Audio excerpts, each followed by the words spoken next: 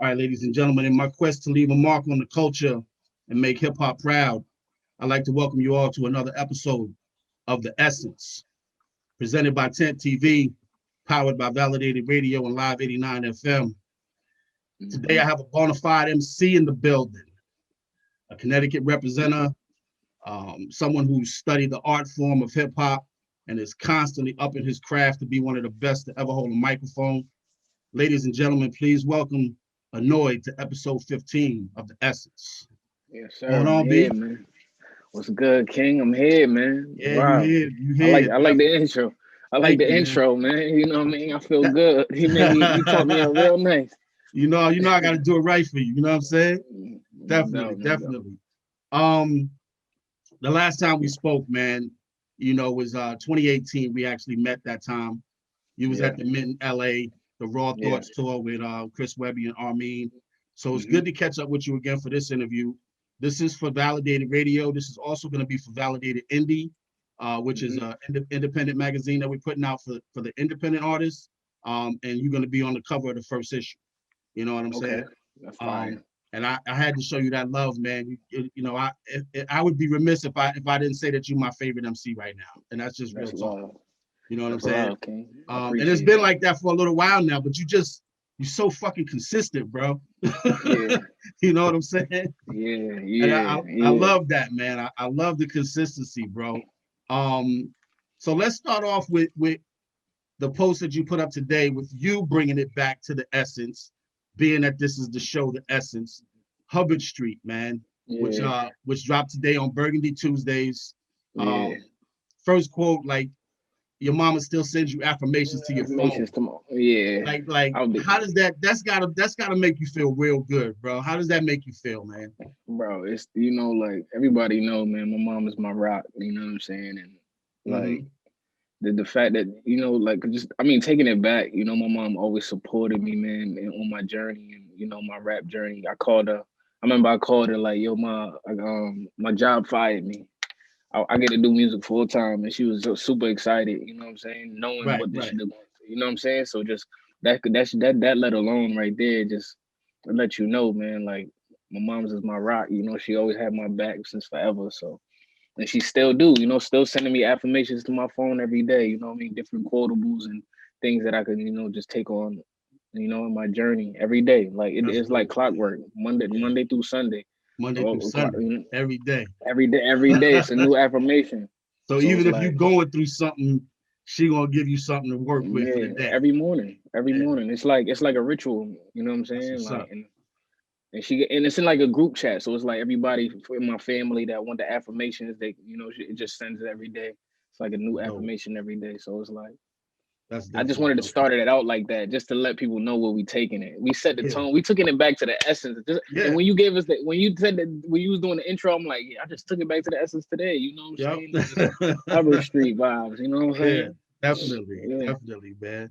Hmm. So you even talked about your little bro, man, researching entrepreneurship at the age of 8. Like, how Yeah. does it make you feel to see him doing that when it took you longer to Yeah. get to that point? How do you feel about that? It just lets me know, man, the generations change, and like the kids are getting smarter Mm-hmm. as time goes on. You know what I mean? It's like they have the internet. Right. Back we were just outside riding bikes. Not saying that wasn't a great thing, because it's like times is there's times. You know what I mean? Like you Right. can't Right. really change that. But it's like now it's like the kids got iPads and iPhones at an early age, and if they don't know how to do something, they can just YouTube it. Or like YouTube is like that's like the new university. Like you don't even got to Yeah. go to college. You can learn everything on YouTube. So Yep. and he's just like super tapped in. He's great in school. He's super good at math, super good at everything. And it's just like it's just inspiring me, because Mm-hmm. I look at that, I'm like, yo, that's mad inspiration, just to realize That's that, got to make you proud. Yeah. you know what I'm saying? Like just Yeah. being that woke and that tapped into like ownership as a Mm-hmm. small, like he's an 8-year-old kid, like, and just to think about ownership that early, like, you know what I'm Yeah. saying? That's crazy, bro. Right. Right. That's Yeah. Definitely. crazy. Yeah. Yeah. Definitely. You also talked about your pops on Hubbard Street. You know about how he Yeah. wasn't there when he left to pursue his dream of music. How did you feel about that when you were young? And then on the contrast side, how do you feel about that now that you're an artist and you're chasing your dream of music? Yeah. And like I said in the song, it's like I understood it as I got older.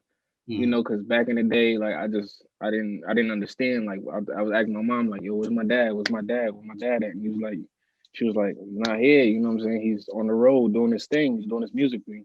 Right. And it's like, as a young kid, you don't really understand that because like I didn't want to rap that early until I got to freshman, sophomore year of high school. So it was like I didn't really get realization that music can take over your whole life. Even Absolutely. when you got, you know what I'm saying? Like it literally just take over everything. Like whatever you got going on in real life, it's like, holy shit, I gotta do music. Like this is my first love. So it's like, I'm just looking at it, man. Like now I realize that like I forgive him because it's like music can take you there, man. It could really make you sacrifice so many things. And something as huge as fatherhood is like, it's just crazy. Just like, and who am I to be just spiteful and not forgive my dad for following his dream and following his heart. You know what I'm saying? Because and like I said in the song, like you picked a great woman to know that she could potentially be a mom and a dad. And fill your physical form if she had to, you know what I'm saying? So it's True. Man, I just tapped into so much stuff in that song, and I'm super excited to know that my dad is super like, because he commented on the post, I saw like it. fire, I saw it. you know what I'm saying? And it's like, yo, come on now, Yeah. like it's like we understand, like we talk about life, and when we talk about real life, there's no boundaries. Like you can talk about anything, you know what I mean? Because as much as I tore him down on that song, I brought him up. You know what I'm saying? And it's like I tore him down, but I brought him up at the end. So it's like Hubbard Street vibes. Yeah, You know what I'm saying? definitely. Yes, That's I love when an artist does that. Like when they really, I mean, you've always done that, but I love when an artist gives you a piece of themselves. You know what I mean? When you leave a piece of yourself on the track, that's just something that people feel, it resonates. You know what I mean? So I love when artists do that, man. Hell yeah, bro. What was your earliest memory of hip hop culture, period? Like the earliest thing that you can remember? I would say because I really started out like rapping because of Dipset, bro. Like Dipset, Joel Santana, Cameron, like the whole Dipset movement. That's what made me start rapping. Like I just fell in love with the energy that they had and the flow patterns and the beats and everything. Like that's why we started rap. That's why I started rapping. I started rapping. I don't know if you heard of J.R. Writer. You heard of J.R. Writer? Yeah. I know J.R. Writer. Yeah. So it's like, yo, he was my favorite rapper at one. Like that's who made me start rapping. Okay. J.R. Writer made me started rapping. Like it's like, of course, it was in my blood, but it was like of course, my dad, having the music in my blood, but that's where I got my inspiration from. And it's like my first mixtape ever, like my first mixtape I ever put out is on thatpiff.com, and I'm sounding like J.R. Writer on every song. It's like, and my first rap name was A.R. White because it was like, J.R. Writer and A.R. Like it was like I was like. And I don't even think he noticed, but it's like, it's just dope, man. Like Dipset really raised me, and that's the first time I actually felt like, yo, I really want to rap like J.R. Writer and Dipset. These niggas is like lit, and it's early. I'm young and I'm watching YouTube, and we just listening like, and I ain't really listening to like Nas and Biggie until like as time went on. Like as time went on, I started tapping into Jay-Z, Nas, and all and Killer Army. Wu-Tang, like I'm start tapping into Big Pun and all that shit, like because as time go on, you YouTube and beats, you like, this beat crazy. Who's the Mob Deep? So I didn't get into that until like as time went on. I didn't really get into that until like I would say like maybe like junior senior year. But yeah, like early years, hip hop culture, I was listening to Dipset. That's it. Straight Dipset. That's a good way. That's a good way to be introduced to the culture, bro. You know what I'm saying? Exactly. Definitely. I know Nas is one of your idols as well, as far as hip hop is concerned. And I know the last time we talked, you said that you had a sealed copy of Illmatic that you were waiting for him to sign. Did that ever happen yet, or are you still waiting for that day to take place? I'm still waiting for that day to take place, bro, and I got it right here. I still Still got got it it. right there. Still got it in the plastic. It's still a little run down, but I still don't even know what it look like on the inside. Yeah, I definitely. still, you know what I It's mean. And going this is that's like, gonna stay in plastic forever. You ain't gonna never play like that until I see him. until you see it. You Right? know, until I So see him, and I stamp. I told I made a promise to myself like a yeah. long time ago when I bought it off Mhm. Amazon. I was like, yo, I'm never gonna open this until I meet Nas. And I was That's supposed what's to up. meet him like a couple years ago. I think it was like 2016. Because I started bringing it to me to all the interviews that I was going to in the city, Right, and right. and everybody started to tap in like, oh, we got the kid with the Illmatic vinyl in his book Mhm. bag, and Yeah, so yeah. Nas heard it. Nas heard the story. He was like, oh yeah, like have him come through, and then I was supposed to go up there, and then I guess he had a busy schedule, so it just never the stars never lined up for it. And I always looked at that like, all right, well, it's not my time yet. You know what I'm Was saying? it I'm the gonna see time? him when I Yeah. see him. It's coming though. It's Oh, coming. I know it's coming, It's coming. and I still got it here. You know the vibes. No doubt. Definitely, definitely. Mm-hmm. Let's jump into 2020, man. Last year. What kind of adjustments did you have to make to keep eating in the midst of the pandemic, man? What did you have to do to keep things shaking? Early pandemic, honestly, like I started getting into my hustler bag, man. I'm like, yo, what can I do, man? Like, we can't go on tour. What can I do? I Hmm. start, you know what I'm saying? I start just like getting in my bag, start working on new music as everybody else did. They like, oh, we got mad downtime. We just gonna work on some music. So I started Hmm. working on music and shit, and then doing all that shit. And then, I had DMs. Yo, what's good? How much you charge for a feature? I sliced my number Get in them half, man. features. Yeah, yeah. I sliced my number in half. Yeah, I was doing features for whatever you had, Right, 250, right. 300. I do it for 100. Like, I was really You was like hustling hustling. out, Yeah, trying to yeah. get it. I lay the feature, boom, boom, boom, send it back the day of. They be like, damn, Mm, like I did at least like mm. 10 or 20 verses, you know what I'm saying? So I was just getting in that bag. What else I was doing, man? I think that's it. Honestly, obviously try to get into the weed and shit. Like, you know what I mean? Like Yeah, yeah. you go back to what you To what what you you know. know. So Yeah. you know what I'm saying? Because at the end of the day, so I did that for like a couple months, and I'm like, all right, this shit corny. Like I can't. Like it's just you got to be out there actually. Like, and I'm not that type of person where it's like I'm like, I'm up here as far as like Connecticut. So it's like niggas can't Hmm. be like, oh, that's a noise selling weed out here. Yeah, So you I'm can't. like, no, I'm Yeah, not that's gonna be not a that. it's not a good look right there. I'm not gonna Yeah. be that nigga. You know what I'm saying? So I did that for a little bit, and then just started getting right on the features and shit, and get my business right. Cause I really wanted to get my business right. That's why I did the deal with Webby and shit. Hmm. Because a lot of things wasn't like in order, like my metadata and all this other stuff, that all the analytical shit that goes into music, Mm. and like it's a lot of paperwork and a I lot of was gonna shit. Oh, get you into get that this, too. I was you gonna know what I'm get into saying? the Like deal this with shit, ADHD. I'm Yeah. learning. I'm learning new shit as I go. Every day I Okay. learn something new. I learned something new today that I didn't even know. So it's Hmm. like just being in this situation makes me learn so much. So early pandemic when this shit happened, I was like, all right, I gotta actually like get my business right, because I could be making money off of this shit every month. I could be getting money from streaming Right. every month that I wasn't getting before. So Right. Okay. All right. you know what I'm saying? Did you participate in any of the protests, or how did you use your voice beyond music to bring some awareness to the struggles of Black and Brown people when all the protests and Um, everything was going on last year?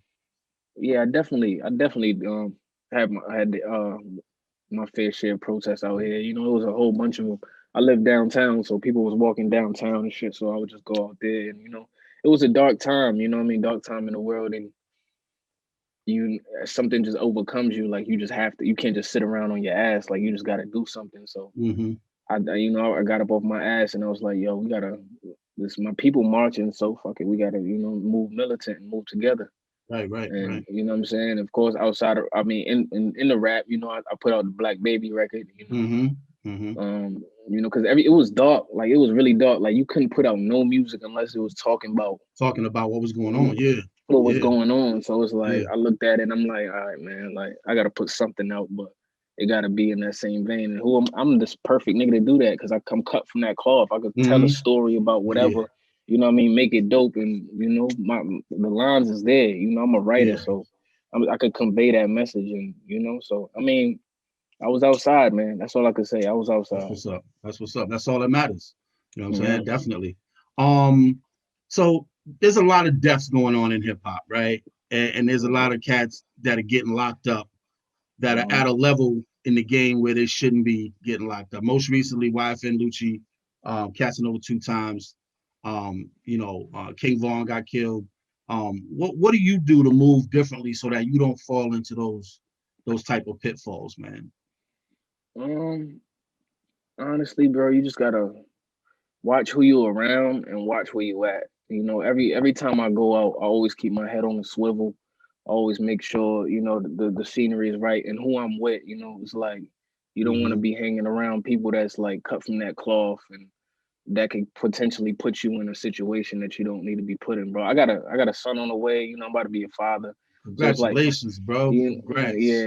So it's Definitely. like ever since then, it's like I just been thinking. Even before then, I was thinking like, I'm people get shot out here. You know what I mean? Where I'm Yeah. from, it's like you never really know, I'm annoyed. Of course, I'm here, and I'm all about love and peace. But it could be that one person that's like, yo, I don't really like annoyed, and I'm gonna get him the Mm-hmm. fuck up out of here.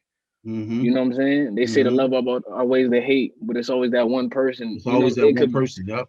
Yep. bro. So it really doesn't. So at the end of the day, it's like you just gotta watch who you're around and just keep your head on the swivel, man. Yeah. Like just be careful, bro. Every time I go out, I'm like, yo, where I'm at, where I'm at. Okay, all right, Mm-hmm. boom. You know what I'm Mm-hmm. saying? So Definitely. Always on the P's and Q's. Definitely. yeah, Definitely. yeah, for sure, for sure. So you did 4.1 million streams on Spotify in Yes, 2020. sir. Yes, I Um, did. 973,000 listeners in 92 countries. Um, how much of an improvement was that for you from the previous year? It was huge. I think the previous year I was at 1 million or something. I think the Mm. previous year I was at 1 million, and now I'm at like what I was at like 4.9, 4 point, what was it? Like at least close to five. Might as well call it five. Round up. Round up. So like the elevation is there, man, and it was all about just like finding out what my fans wanted from me, and just coming up with a formula. Like, all right, boom, we're gonna hit them with 2 songs a month and just do singles. Like before, we was doing albums, and I was, yep. Mm-hmm. they gave people a chance to be like, all right, I like this song, but I ain't feeling track 4, track 5, but I like track 7. So I'm gonna Right, just right. listen to those. So it kind of like collectively it could do well, but certain songs on there will just like it gives people a chance to tell what they like and what they don't What like. they don't like, right. Mm-hmm. When you give them singles after single, it's like, all right, well, you could take this song if you don't like it, somebody gonna like it, but it gives you uh uh like an outlook on it. So it's like, all right, I could see what my fans actually fucking with and what they not fucking with. And it keeps the monthlies coming in. Like it Right. keeps like if people follow you on Spotify, it's like, all right, I know you're about to be dropping next Tuesday because this Tuesday he ain't dropping nothing. So the following Mm-hmm. we doing it every other Tuesday. So it's like Right. it's just finding that formula and finding what works and then just keeping that up. And that's Mm-hmm. what we did last year, and it worked. You know what I'm saying? And this year, it's looking even better. Last year going into this year, it's like looking so much better. My numbers is crazy. So I know once we get to that end of the year wrap up for 2021, it's gonna be It's gonna be even the better. numbers. Yeah. Yeah. So it's all about Yeah. elevation, man. It's all Yeah. about it's what a small incline is better than no incline. You know what I mean? Like Absolutely. so it's Yeah. like we gradually going up. I'd rather go this way than just shoot up all the way because like that Mm-hmm. shit get you fucked up quick. It's Yeah. overwhelming, but if At you least take the the way you're like going now, you got a chance to observe everything as you're yeah, going up, so you know what not exactly, to do when you get to that level. Yeah. exactly, Yeah. man, exactly. Absolutely. No doubt. Um, well, I know you probably haven't been able to really turn those listeners into doing shows yet, but Hmm. have you started to line all of that up, like shows out of the country once the pandemic is over, and just based off of those 4.1 million listeners that you have, trying to turn that into paper, basically. Yeah, hell yeah, for sure, man. That's the beautiful thing about all of these streaming platforms because they let you know where you hot at.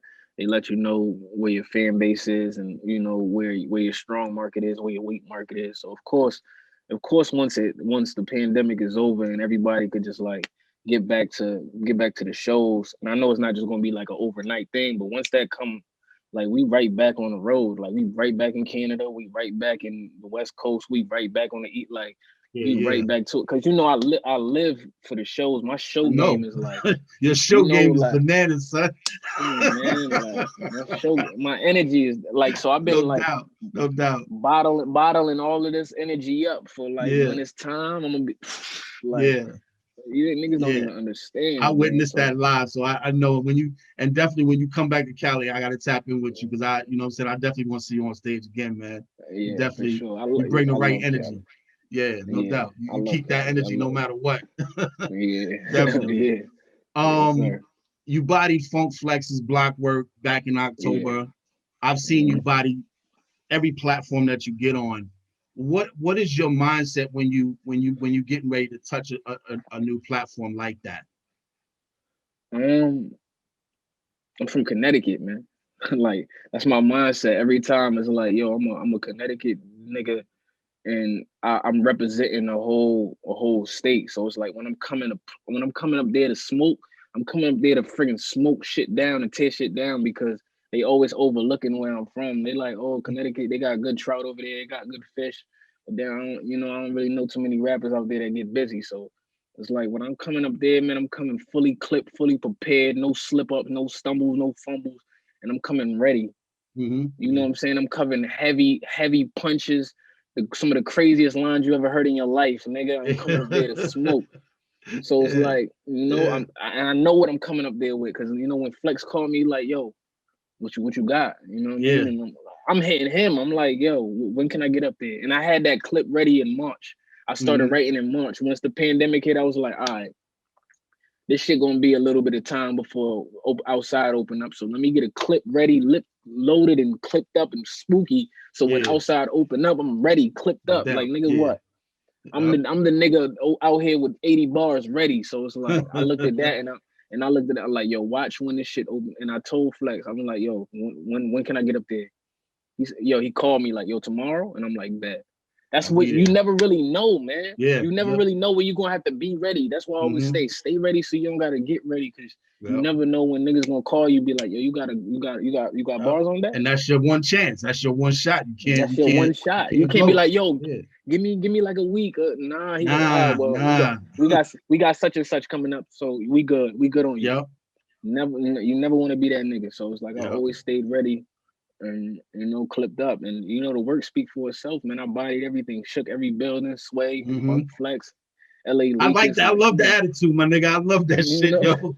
I love that. You tell a nigga, yo, I'm not playing with you niggas no more. I'm not playing, like, cause I got to a, you get to a point where it's like, yo, you start crossing everybody on the court and dunking the ball. It's like, nigga, I could talk that shit, nigga. You see me dunk, you see me windmill it and go like, I could talk crazy when I get on the court, but when I get off, it's like, yo, appreciate you, man. Thanks a lot. I'm still a respectful nigga, still but humble like, and respectful, but it's don't get it fucked up, because I will smoke, man. Like, come on, man. That's how it's supposed to be, man. That's hip hop, B. That's how it's supposed to fucking be, man. I love that. I love that energy, man. Definitely. All right. So you signed to Chris Webby's label, ADHD. What made you make that decision, deep down? Like, what made you say, okay, I'm already independent, but what can another independent artist like Chris Webby, who's been touring, doing everything he's been doing for a decade, how can that help you better? What made you make that decision? Because of course, it wasn't an overnight decision, yo. I was really like contemplating on it for a while, and I'm like, yo, what are the pros and what are the cons? Obviously I could, figure out a different deal or go somewhere else that make more sense and all that other shit. But I was like, I looked at it like, Webby's a smart guy. He's super smart. He makes a lot of money off of what he's doing. He's making a lot more than your favorite rappers out here that's so lit, what I mean? He's making way more money than these niggas, you know what I'm saying? Owning all of his masters and all. Like, I learned so much from him, just being on the road with him. I'm like, oh, that work and that work. Oh, you getting this much and that, and then you getting this, and then you like, I'm soaking all that knowledge in. So it's like me putting myself in this situation was like, yo, I could learn so much from this.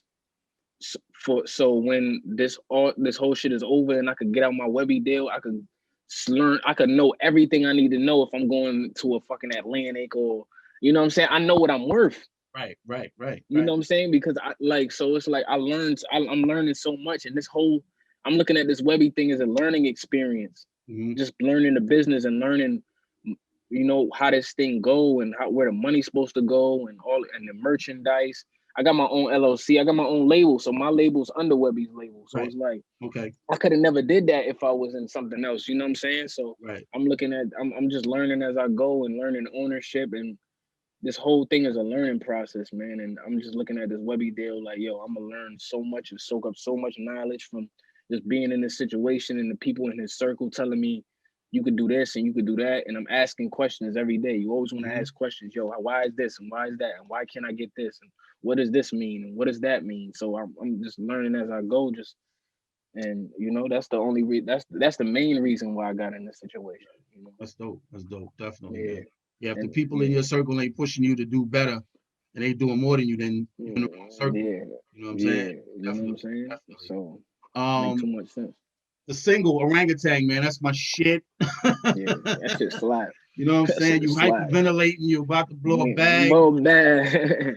Yeah. That's my joint, man. Yeah. What gave you the idea to come up with that concept for that joint? We was actually in I think we was in upstate New York. Yeah, somewhere in upstate New York, on a retreat. So Webby do these little retreat things where he got producer come up and everybody just come up and we just create, talk business and we just create. So I made that one on the second retreat, and it was just an idea. JP pulled up the beat, and I was on the Douce, just like I'm feeling good. You know what I'm saying? Go, I mean, we just coming up with ideas, and I'm like, it was cool at first, like. And that's one thing you don't really understand is like you could lay something and it could be cool, and then you play it back and it sound way different. So it was one of those situations was like, all right, I'm about to lay down this idea, write this verse, and then we're gonna put it to the side and then we're gonna play it later. And then we ended up playing it later, and Webby heard it, he was like, this shit slap crazy. And I'm like, yo, this shit do slap hard. Yeah, That no shit doubt. slap. That shit And then definitely we was thinking about trying to get a different feature in this shit, and we was thinking, oh, okay, like you could probably get this person and that person. And then eventually, waiting on features is like, yeah. waiting on these niggas, you're gonna wait for like a whole 2 years before you get a verse back. So it's like, Webby was like, yo, let me see if I could do something. And I'm like, I was real like skeptical about it because Webby he in his lane. He know his lane. So it's like he don't really like get out that lane too much. So I was like real skeptical, and then I heard the verse back. I'm like, okay, he getting in his bag, like he ain't in his bag, you know That's what I'm saying? And I feel like I got Webby out of his comfort zone and just being like, in that world, you know what I'm saying? Because this urban world is like, Webby in that boom bap, and he make fuck mumble rap and fuck all that, like, you know what I'm saying? He not really into the trap shit, so I got him into that whole world of different things, and it's lit over here now. So it's like it broadens you up and opens up your eyes just to be like, yo, don't be so like single. Open up your brain. Like music is supposed to be this. It's not just. It can't just be this the whole time. Right. It gets boring. So you helping him expand some of his shit too. That's Exactly. definitely dope too. No doubt, definitely. 2021, Majin Buu to kick off things. I take it you're a big anime fan, right? Because I'm not even gonna hold you. I had to Google this shit. I was like, what the fuck is a Majin Buu? I didn't even know. And then I talked to some of my peoples and they was like, yeah. And they told me about it and whatnot. Why do that joint? I mean, or is it just because you're a fan? Honestly, bro, like, I'm not hugely into anime, but it's like I used to watch Dragon Ball Z all the time. You know what I mean? And when you put a beat on and you start, going through flows and you start mumbling shit and it sounds like you saying, feel like Majin Buu. I'm like, it just, you feel me? It's I can't explain it as a creator. I think niggas will understand. Like if you got a group of rappers here, they will understand where I'm coming from. It's like you start mumbling shit and you drunk or you high or whatever, you in your vibe, and you start saying shit and like, oh, that shit kind of slap. And it's like, just why how am you I felt. talking about? Yeah, that's why how you felt. Why am I? I don't even know why I was talking about Majin Buu. It's just the beat told me what. The beat was like, yo, just talk about this. And I didn't even write that record down. I just laid it line for line. I'm coming up with, and that record I did that like two years ago, probably. Okay. I wrote that record like 2 years ago, and we just put it out. So it's like you never really know. And I knew it was gonna be a slapper. It was like, yo, let's put this one out. I know it's special, and no, low key, that's like one of my biggest records right now. So far, that's probably the biggest record we ever put out solo. You know, because Wow. joints I Okay. do with Webby, you know, obviously gonna do well just because you know Webby got that crowd, and you Right, know right. Spotify listeners is crazy. So, but Mm-hmm. Majin Buu is going crazy. We almost at like 400,000. Mm, mm. So, you know, we That's definitely dope. gonna hit that 500,000, you know, Yeah, the next in couple a minute. weeks. Yeah, that's And gonna drive. That's gonna hopefully we definitely hit happen. hopefully, you know, hopefully we hit that million and you know Mm-hmm. by April or something or May, you know, Yeah, whatever. It's possible.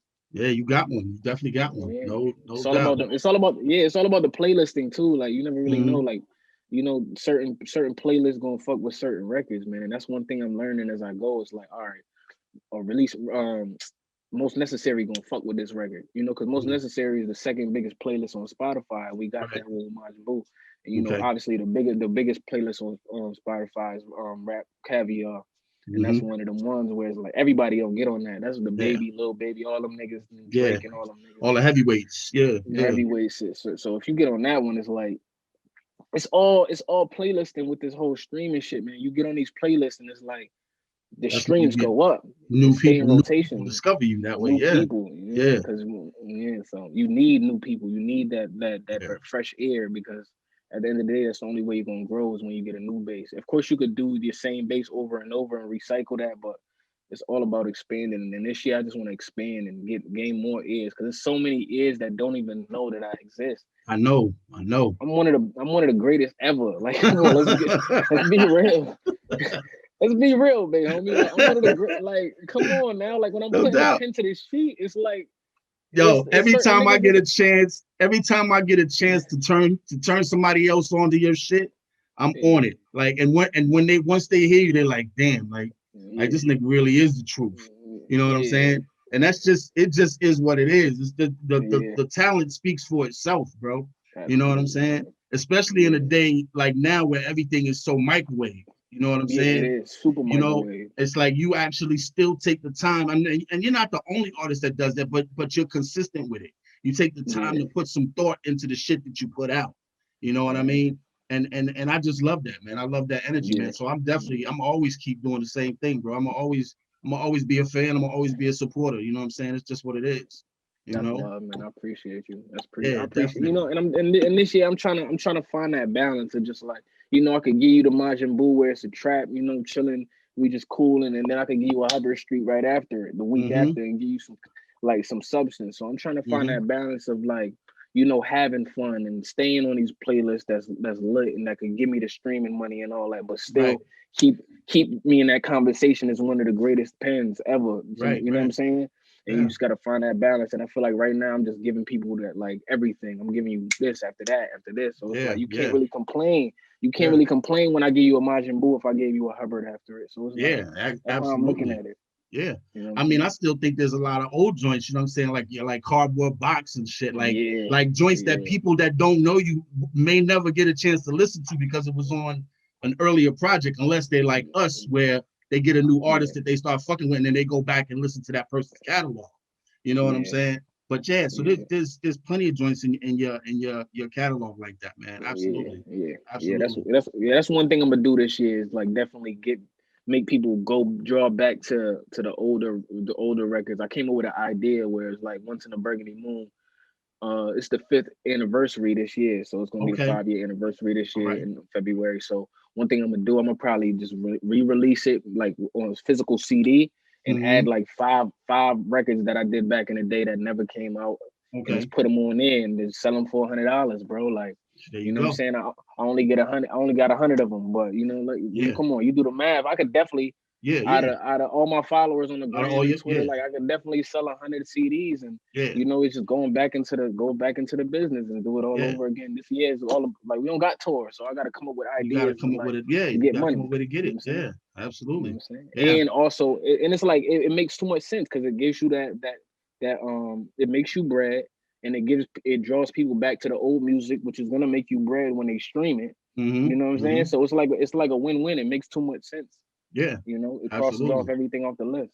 Yeah, yeah. Yeah. I mean, that brings me to my last question. Like, you've released a project every year since 2015, except after like 2018. So you did Summer in Cincinnati, Once in a Burgundy Moon, Autumn in Cincinnati, A Time and a Place, and Blame It on Jay-Z.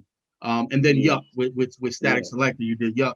And then last year we saw nothing but singles. So are you going to continue with the singles, or are you going to give us a full project?